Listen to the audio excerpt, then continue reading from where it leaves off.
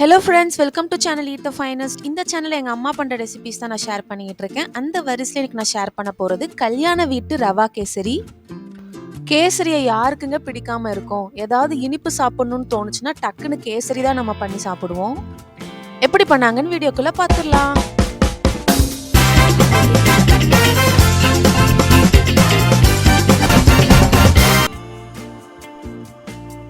கேசரி பண்ணுறதுக்கு மொத்தமாக அரை கப்பு நெய் யூஸ் பண்ண போகிறோம். அதில் ஃபஸ்ட்டு முந்திரி பருப்பு வறுக்கிறதுக்கு கொஞ்சோண்டு நெய் சேர்த்துக்கோங்க. 20 உடைச்ச முந்திரி சேர்த்துக்கோங்க. நல்லா பொன்னிறமாக வந்ததுக்கப்புறம் அதை வறுத்து தனியாக எடுத்து வச்சிருங்க.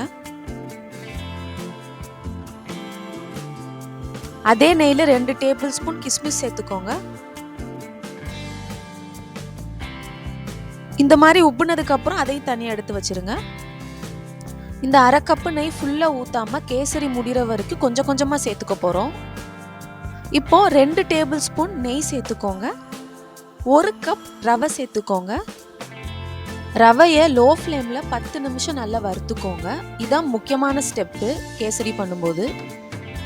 இதை இப்படி பண்ணுறதுனால ரவையோட டெக்ஸ்சர் நல்லாயிருக்கும். கேசரி மணமாகவும் உதிரி உதிரியாகவும் வரும் நம்மளுக்கு.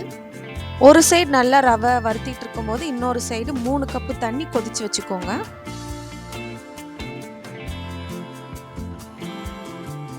லேசா கலர் மாறினா போதும், ரொம்பவும் நம்மளை அடிப்பிடிக்க கூடாது. இப்ப சுடு தண்ணியை ஊத்திக்கலாம்.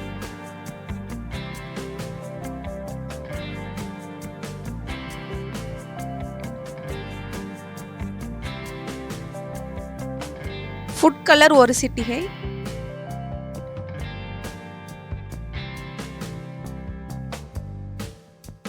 ரவையை நம்ம நல்லா வறுத்ததுனால இப்போ நல்லா வெந்து வந்திருக்கு. இந்த மாதிரி கெட்டியானதுக்கு அப்புறம் 1.5 கப்பு ஜீனி ஆட் பண்ணிக்கோங்க.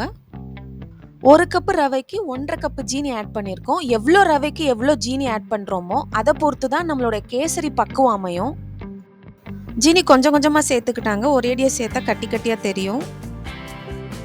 ஜீனி சேர்த்ததுக்கு அப்புறம் தண்ணி விடும். மீடியம் ஃப்ளேம்ல வச்சுக்கோங்க.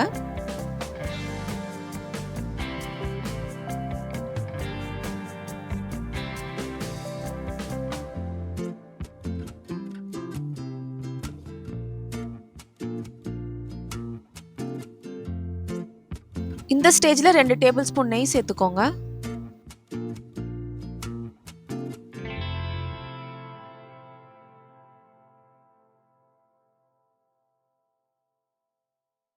வாசனைக்கு ஏலக்காய் தூள் 1/2 டீஸ்பூன்.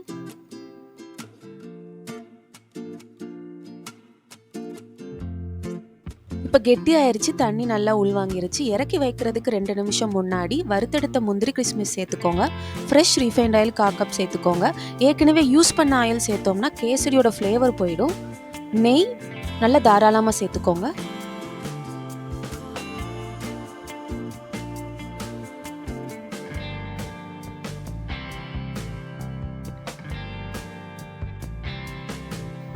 எப்போ உங்களுக்கு பேன்ல ஒட்டாம கிண்ட வருதோ அப்போ நீங்கள் ஸ்டவ் ஆஃப் பண்ணிடுங்க.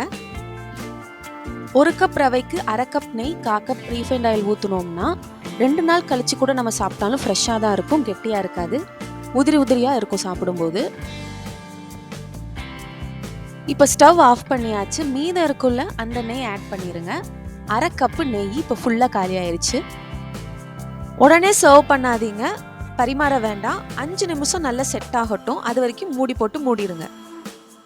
5 நிமிஷத்துக்கு அப்புறம் எவ்வளோ நல்லா செட் ஆயிருக்குன்னு பார்த்தீங்களா? எவ்வளோ அழகாக வருதுன்னு பார்த்தீங்களா? செட் ஆனதுக்கு அப்புறம் கரண்டியில் எடுத்து நம்ம சர்வ் பண்ணும்போது எவ்வளோ அழகா தலன்னு அல்வா மாதிரி விழுதுன்னு பார்த்தீங்களா? சுவையான கல்யாண வீட்டு ரவா கேசரி ரெடி ஆயிடுச்சு. இதே மாதிரி வேற ரெசிபிஸோட நம்ம அடுத்த வீடியோவில் மீட் பண்ணலாம். தேங்க்ஸ் ஃபார் வாட்சிங்.